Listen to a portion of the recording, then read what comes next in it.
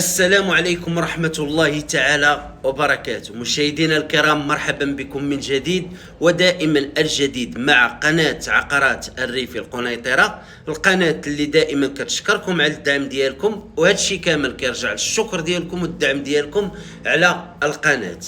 موضوعنا اليوم على تجزئة بالرامي. وفقنا الله وجبنا لكم بقعة للبيع اللي المساحة ديالها 75 متر، كتواجد في جنان جوج، مع العلم ان جنان جوج كاين التيتر، ممكن تسجل وتحفظ البقعة الا كانت ما مسجله محفظه، او الا كانت مسجله محفظه ممكن تشري عن طريق الكريدي او تشري عن طريق الكاش. البقعة كي كتلاحظوا معايا في الفيديو واجهة وحده، الشارع ديالها شارع 12 صالحة للبناء، بليس عندك كراج في البلان.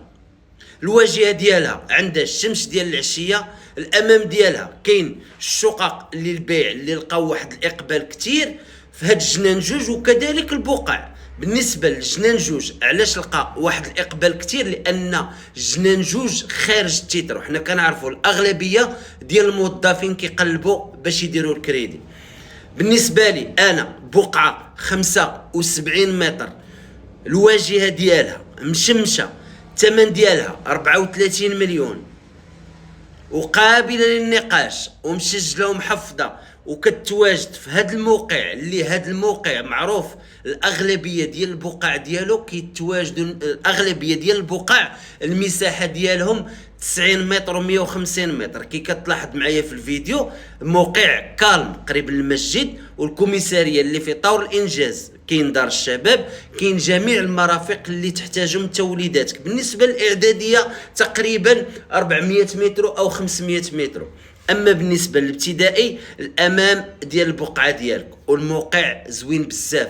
لاحظ معايا البقعه واجهه وحده، المساحه 75 متر، الثمن ديالها 34 مليون، وقابله للنقاش، واكيد مسجله ومحفظه. عندك كراج في البلان. كي كتلاحظ معايا البقع اللي كيتواجدوا الامام ديالك 150، على الوراء ديالك كاين 75، وعلى اليمين ديالك كاين بقع ديال العمران ديال 90 متر.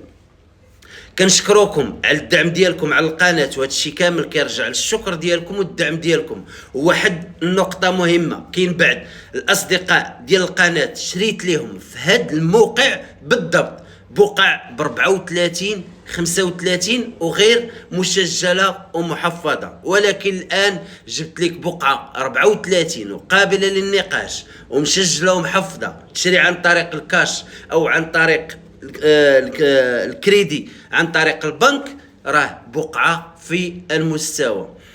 بالنسبه لهذا الشيء كامل وبالنسبه لهاد البقع، الناس الاغلبيه ديال الناس اللي شريت لهم هنا غيقول لك الريفي راه العقار طاح. لا اخي، العقار ما طاحش. هنا عندنا المقر ديالنا، يعني الوكاله، كيجيو بعض الناس كيتواصلوا معنا، ولكن المصداقيه ديالكم والثقه ديالكم اللي كتثقوا في القناه بقات كتجيب بقع من الجاليه ومن مدن مختلفه، وكيتحطوا عندنا بواحد الاثمنه اللي في المستوى. اما بالنسبه للعقار راه ما كيهبطش.